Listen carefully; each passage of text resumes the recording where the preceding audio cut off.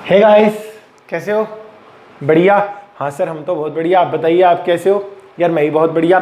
तो चलिए, आज मैं आप सबका अपने बीसीके के chapter number 4 that is government policies for business growth के नए लेक्चर के अंदर दैट इज लेक्चर नंबर 2 के अंदर आप सभी का हार्दिक स्वागत करता हूँ। सर, हमने इससे पहले लेक्चर नंबर 1 के अंदर हमने क्या पढ़ा था? हमने लेक्चर नंबर 1 के अंदर बड़ी छोटी छोटी सी बातें पढ़ी थी। सर क्या लेक्चर नंबर 1 के अंदर हम एक चीज पढ़ के आए थे क्या कि पॉलिसीज क्या होती है? एक सेट ऑफ आइडिया है। क्लियर है? Yes sir. सर पॉलिसीज क्या पॉलिटिक्स के अंदर भी काम आती है? हाँ, आपके बिजनेस के अंदर भी काम आती है। हाँ, आपकी स्टडीज के अंदर भी, आपकी एजुकेशन के अंदर भी क्या पॉलिसीज काम आती है? Yes sir. क्लियर। फिर अपने ने देखा था गवर्नमेंट पॉलिसीज, जिनको अपन बोलते थे, जो गवर्नमेंट पब्लिक के लिए पॉलिसी बनाए उसको अपन बोलते थे पब्लिक पॉलिसी। क्लियर?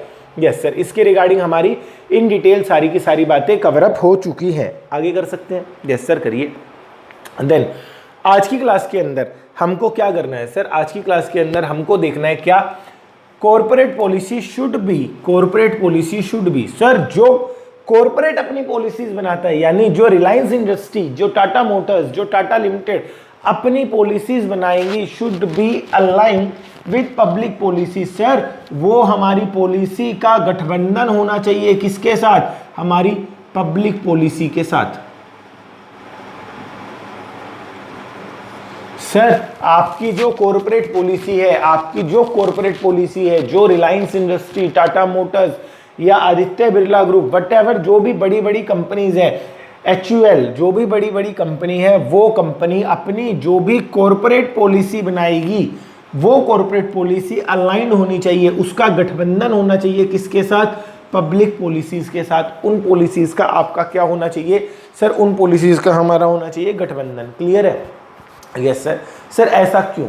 क्योंकि growth of business are vitally dependent on the prevailing government policy. Sir हुआ क्या, जो भी हमारे बिजनेस की ग्रोथ है ना, बहुत महत्वपूर्ण हमारा क्या, बहुत महत्वपूर्ण होती है किसके लिए?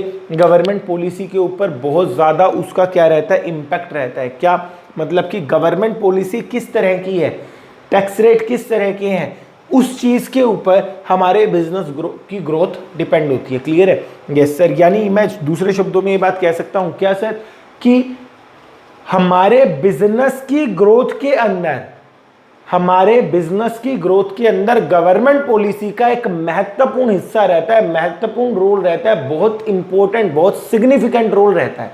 Clear? Yes sir. Growth of businesses are, sir business की ग्रोथ के लिए वाइटली डिपेंडेंट, बहुत महत्वपूर्णली डिपेंडेंट है, बहुत गजब की, बहुत ज्यादा डिपेंडेंट है ऑन प्रिवेलिंग गवर्नमेंट पॉलिसी। जो आज की गवर्नमेंट पॉलिसी है उसके ऊपर ही क्या मेरे बिजनेस की ग्रोथ डिपेंड हो पाएगी? Yes sir.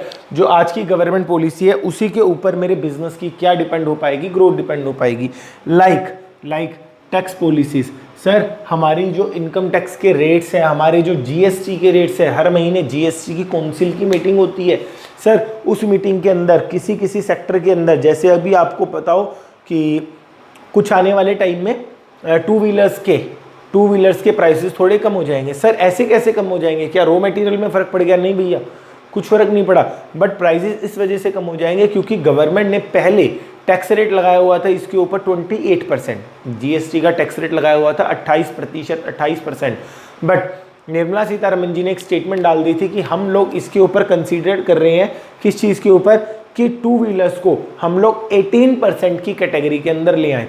सर क्या 10% का डायरेक्टली इम्पैक्ट पड़ेगा? हाँ सर।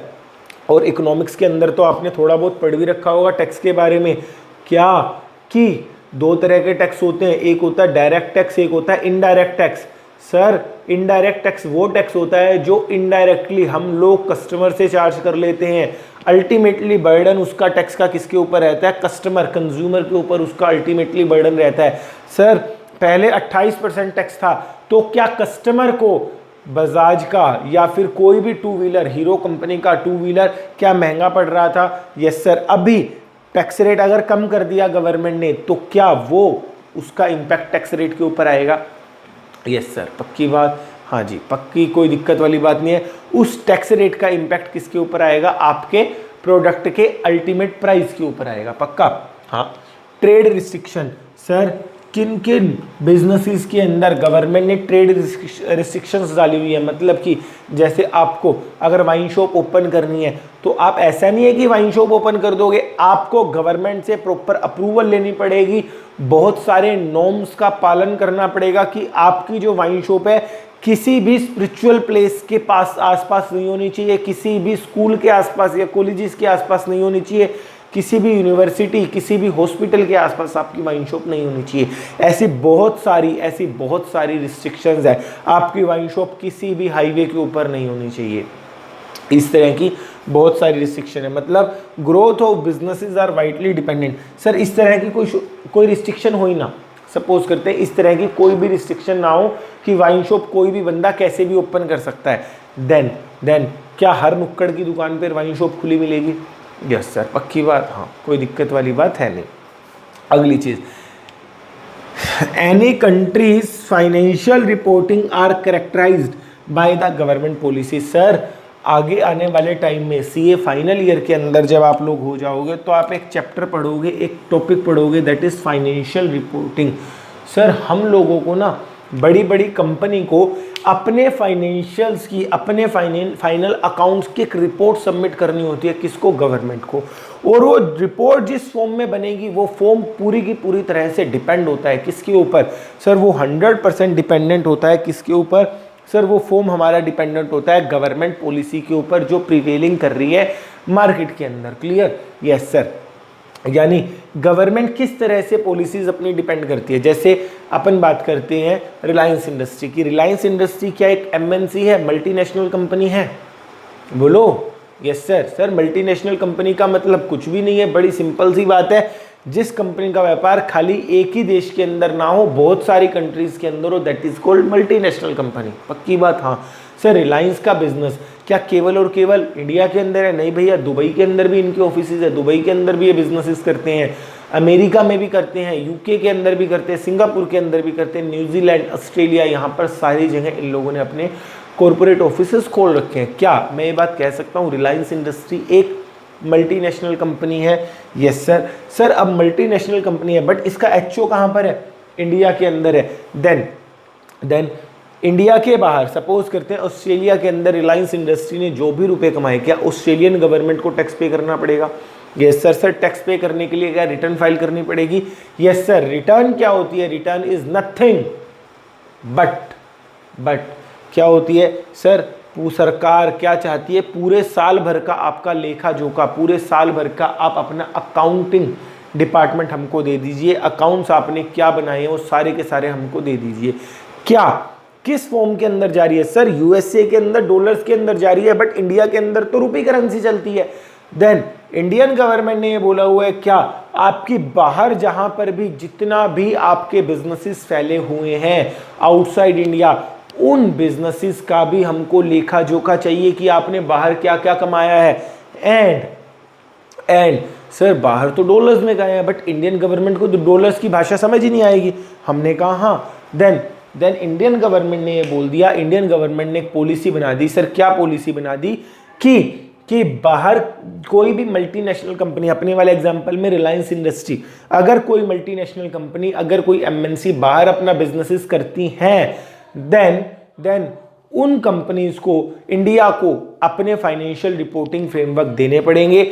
उन कंपनीज को क्या करना पड़ेगा? बड़ी सिंपल सी बात करनी पड़ेगी। क्या कि उन कंपनीज को इंडियन रुपी के हिसाब से, इंडियन करेंसी के हिसाब से वहां के प्राइजेस को चेंज करना पड़ेगा, वहां के करेंसी को चेंज करना पड़ेगा, डॉलर को रुपी के अंदर कन्वर्ट करना पड़ेगा, ऑस्ट्रेलियन डॉलर को रुपी के अंदर कन्वर्ट करना पड़ेगा, दिनार को रुपी के अंदर कन्वर्ट करना पड़ेगा। सर ऐसा होएगा? हाँ होएगा। जब आप सीए इंटरमीडिएट के अंदर आओगे और इंटरमीडिएट के अंदर आप पढ़ोगे अपना क्या?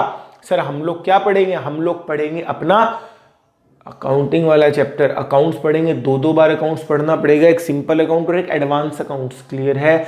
Yes sir. जब आप अपना एडवांस अकाउंट पढ़ोगे तो वहां पर एक अकाउंटिंग स्टैंडर्ड पढ़ोगे, accounting standard number 12, sorry accounting standard number 11।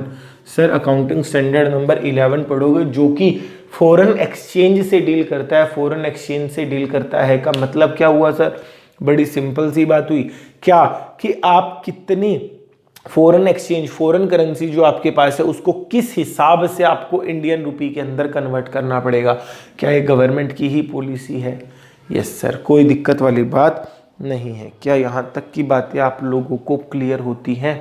Yes sir, यहाँ तक की बातें तो हमको बिल्कुल निश्चित तौर पर बिल्कुल अच्छे से क्लियर होती है। अच्छा सर, कॉरपोरेट पॉलिसी आपकी क्या गठबंधन के साथ या अलाइंड होनी चाहिए, चाहे आप स्टार्टअप हो या फिर बिग कंपनी हो?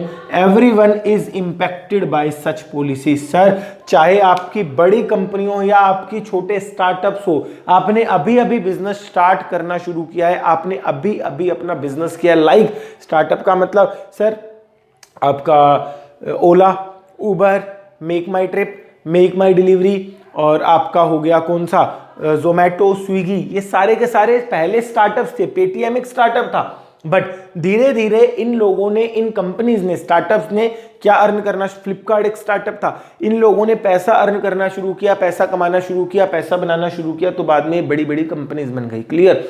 Yes sir. हेंस आपकी जो कॉर्पोरेट पॉलिसी है वो आपको पब्लिक पॉलिसी या गवर्नमेंट पॉलिसी के अकॉर्डिंगली चलानी पड़ेगी, चाहे आप छोटे व्यापारी हो या आप बड़ी कंपनीज हो, चाहे आपने अभी अभी बिजनेस अपना करना शुरू किया है या फिर आप बहुत पुराने से बड़ी कंपनी की हैसियत से अपना ऑलरेडी बिजनेस कर रहे हो। आपको क्या आपकी कॉर्पोरेट पॉलिसीज इंपैक्ट करेगी? यस सर, पक्की बात है। यस सर, कोई दिक्कत वाली बात नहीं है। क्या आगे कर सकते हैं? In fact all corporate houses need to be align their corporate policy according to the set government policy of the host nation. Sir, host nation का मतलब क्या होता है? दो चीजें होती है, एक होता है गेस्ट और एक होता है होस्ट। सर, मैं किसी पर्सन के घर पर गया, मैं अपने फ्रेंड के घर पर गया, तो मैं कौन हो गया? मैं हो गया गेस्ट, और सामने वाला पर्सन कौन हो गया? होस्ट। क्लियर है? Yes sir. अब बाहर से एक कंपनी आती है इंडिया के अंदर अपना बिजनेस करने के लिए। क्लियर? Yes sir. बाहर से इंडिया के अंदर अपना एक, जैसे सपोज करते हैं यूनिलीवर कंपनी है, हिंदुस्तान यूनिलीवर, एक कंपनी बाहर से इंडिया में अपना बिजनेस करने के लिए आई। देन जो कंपनी बाहर से आई है that is your guest country, वो आ रही है, बट जहां पर बिजनेस हो रहा है, जहां पर आप आ रहे हो, उस कंट्री को क्या कह दिया जाएगा? Host country, host nation. Clear है? Yes sir. In fact all the corporate houses, जितने भी आपके कॉर्पोरेट हाउसेज है, नीड टू अलाइन। सर, उन सभी कॉर्पोरेट हाउसेज को अपनी कॉर्पोरेट पॉलिसीज को होस्ट कंट्री के अकॉर्डिंगली सेट करना पड़ेगा। जो भी गवर्नमेंट पॉलिसी सेट हैं उनके अकॉर्डिंगली ही अपनी कॉर्पोरेट पॉलिसीज बनानी पड़ेगी, अपनी कॉर्पोरेट पॉलिसीज डेवलप करनी पड़ेगी। क्लियर? यस सर, पक्की बात। हाँ जी, तो अभी तक की स्लाइड के अंदर अपने ने क्या पढ़ा? हमने ये बात पढ़ी कि जो भी कॉर्पोरेट पॉलिसी है आपकी पब्लिक पॉलिसी के साथ, उनका क्या होता है? गठबंधन होता है, अलाइंड होती हैं वो। क्यों? क्योंकि गवर्नमेंट पॉलिसीज के ऊपर ही हमारे बिजनेस की ग्रोथ डिपेंडेंट है। जैसे हमारा टैक्स रेट क्या है, ट्रेड की कोई रिस्ट्रिक्शंस है, नहीं रिस्ट्रिक्शंस है, या फिर हम की कंट्री की फाइनेंशियल रिपोर्टिंग फ्रेमवर्क के अंदर क्या कहानी है। क्लियर है? Yes sir. उसके बाद सर, चाहे कोई बड़े कॉर्पोरेट हाउसेज हो या कोई छोटे छोटे स्टार्टअप्स हो, क्या सबको ही आपकी गवर्नमेंट पॉलिसी इंपैक्ट करती है? Yes sir. सर, बाहर से कोई व्यक्ति इंडिया के अंदर अपना बिजनेस करने आया तो उसको अपनी जो कॉर्पोरेट पॉलिसी है उसके अकॉर्डिंगली बनानी चाहिए। कैसे? इंडियन गवर्नमेंट की पॉलिसीज के अकॉर्डिंगली सेट करनी चाहिए, होस्ट नेशन के अकॉर्डिंगली सेट करनी चाहिए। क्लियर है? Yes sir. तो जो भी अभी व्हाइट बोर्ड के ऊपर काम लिखा हुआ है आप प्लीज अपनी नोटबुक के अंदर नोट डाउन कर लीजिए, बाकी बातें हम थोड़ी देर के अंदर अंदर करते हैं।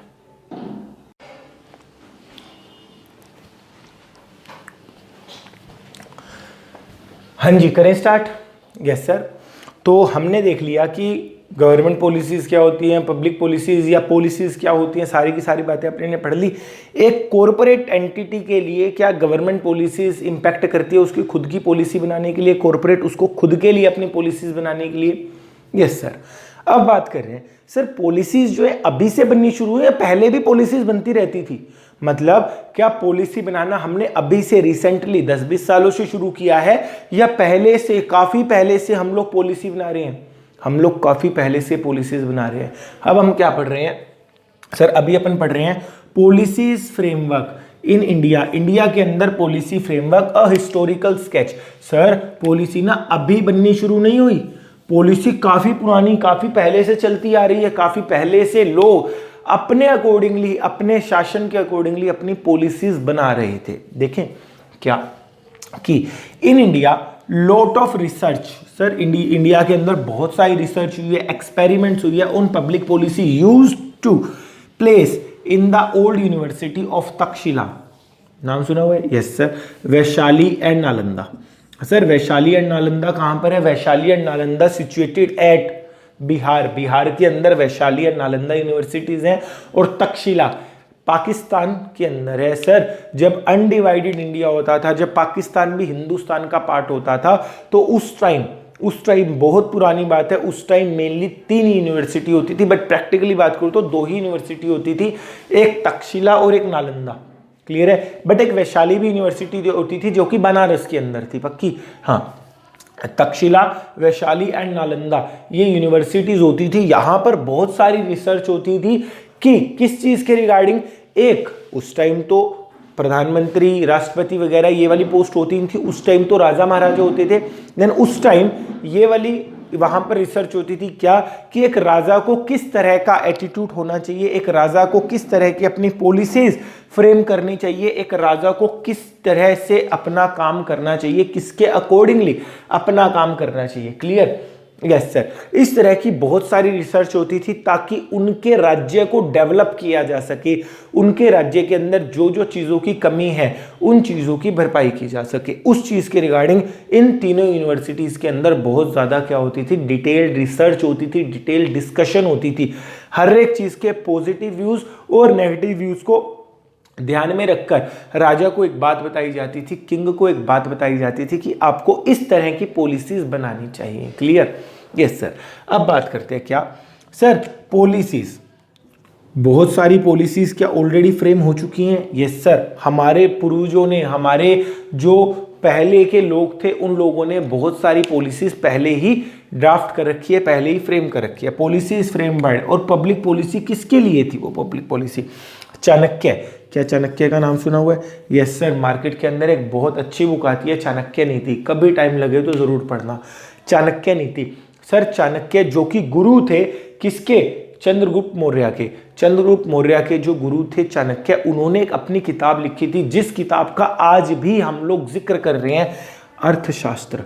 सर इकोनॉमिक्स, उन्होंने ही इंडिया के अंदर बेसिकली अगर मैं बात करूं, जो आप लोग बीसीके के साथ एक इकोनॉमिक्स पढ़ोगे उसका कहीं ना कहीं हिस्सा हमारे चाणक्य जी को भी जाता है। चाणक्य जी ने बताया था कि किस तरह का अर्थशास्त्र, किस तरह की आपकी इकोनॉमिक्स होनी चाहिए, आपके देश की, आपके प्लेस की इकोनॉमी किस तरह से आपकी होनी चाहिए, कितना डिमांड एंड सप्लाई का खेल होना चाहिए, क्या कुछ था, वो चंद्रगुप्त मौर्य के गुरु दैट इज चाणक्य ने पहले ही डिफाइन कर दिया था अपनी बुक के अंदर, जिस बुक का नाम है अर्थशास्त्र। अर्थशास्त्र। क्लियर?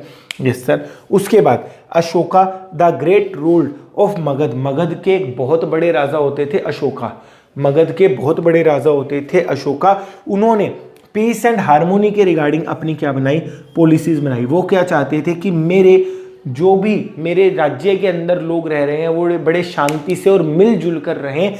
इस चीज़ के लिए उन्होंने अपनी क्या बनाई? Public policies. इस चीज़ के लिए उन्होंने अपनी पॉलिसीज डेवलप करी। क्लियर? Yes sir. उसके बाद आपने नाम सुना होगा अलाउद्दीन खिलजी। यस सर, हमने नाम सुना होगा अलाउद्दीन खिलजी का, बल्कि अभी अपने ने मूवी भी देखी थी, पक्की बात। Yes sir, Alauddin Khilji. अलाउद्दीन खिलजी राजा थे, कहाँ के? दिल्ली के अंदर अपना राज्य स्थापित किया हुआ था। उन्होंने टैक्स रिफॉर्म्स के लिए बहुत स्ट्रिक्ट पॉलिसी बनाई हुई थी। उनके टाइम पर, अलाउद्दीन खिलजी के टाइम पर, अगर कोई व्यक्ति अपने टैक्सेस टाइमली पे नहीं करता था तो हो सकता था उसको अपनी जान से भी हाथ गंवाना पड़े। सर उस टाइम पर अलाउद्दीन खिलजी ये चाहता था कि मेरे राज्य के अंदर सबसे ज्यादा टैक्स कलेक्शन आए, मैं हर एक व्यक्ति से टैक्स कलेक्ट करूं, और लोग डर के मारे, उनके डर के मारे, उनके भय के मारे टैक्सेस क्या पे भी करते थे। यस सर, बहुत ज़्यादा, बहुत दंडवत टैक्स लगाते थे। अगर कोई व्यक्ति टाइमली टैक्स पे ना करे या टैक्स पे ना करे तो उसके ऊपर एक बहुत हैवी स्ट्रिक्ट एक्शंस होते थे। क्लियर? Yes sir. अगला सर अगला अपना क्या है, अकबर, नाम तो सुन ही रखा होगा। Yes sir, Akbar. अकबर के बारे में भी आपने कोई मूवी देखी है? हाँ जी, हमने देखी है, जोधा अकबर। सर अकबर के 9 रत्न होते थे, अकबर के दरबार के अंदर 9 रत्न होते थे, उसमें से एक बीरबल एक था। क्लियर है? बीरबल अकबर को सारी की सारी बातें बताता था कि आपको इस तरह से करना चाहिए। अकबर जब भी किसी दिक्कत में आता था तो बीरबल उसकी दिक्कत का हल करके देता था। बट अकबर के राज्य के अंदर, अकबर के कैबिनेट के अंदर केवल और केवल बीरबल ही नहीं था, बीरबल के अलावा भी एक व्यक्ति थे, that is Todarmal. Clear? Yes sir, Todarmal जो व्यक्ति थे वो, ये बात कह सकते हैं, अकबर के फाइनेंस मिनिस्टर थे। और तोडरमल जी ने टैक्स रिफॉर्म्स के रिगार्डिंग एक बहुत अच्छी पॉलिसीज बनाई, जिस पॉलिसीज को आज भी इंडियन गवर्नमेंट क्या करती है, जिन पॉलिसीज को आज भी इंडियन गवर्नमेंट अडॉप्ट करती है। क्लियर? Yes sir. तो अकबर ने तोडरमल की हेल्प से, under the leadership of Todarmal, sir Todarmal की हेल्प से, तोडरमल की लीडरशिप के अंदर टैक्स रिफॉर्म्स के रिगार्डिंग बहुत अच्छी अच्छी पॉलिसीज बनाई। क्लियर? Yes sir. तो यहाँ पर एमसीक्यू आने के चांसेस हो सकते हैं कि अशोका की पॉलिसीज किस चीज़ के ऊपर डिपेंड थी, अलाउद्दीन खिलजी की पॉलिसीज किस चीज़ के ऊपर डिपेंड थी, अकबर की पॉलिसीज किस चीज़ के ऊपर डिपेंड थी। इस तरह से यहाँ पर आपका 1-2 एमसीक्यूज बन सकते हैं। क्लियर? तो चलिए, व्हाइट बोर्ड के ऊपर जो भी लिखा हुआ है प्लीज़ एक बार उसको नोट डाउन कर लीजिए, स्क्रीन का स्क्रीनशॉट ले लीजिए, फिर बाकी बातें हम कल की क्लास में करेंगे। तब तक के लिए जितना भी चैप्टर नंबर 2 के अंदर, दैट इज़ 2 लेक्चर्स के अंदर जितना भी हमने डिस्कस किया है, एक बार आप अपनी नोटबुक के अंदर, अपनी बुक के अंदर से, इंस्टीट्यूट के स्टडी मटेरियल से एक बार देख लेना। अगर आपको किसी भी तरह की कोई भी दिक्कत आती है देन प्लीज़ मुझको मेरे नंबर पर व्हाट्सअप कर दीजिएगा आपकी प्रॉब्लम, ताकि जल्दी से जल्दी उस प्रॉब्लम का आंसर किया जा सके। क्लियर? तो चलिए बाकी बातें हम कल करते हैं, तब तक के लिए जय हिंद, जय भारत।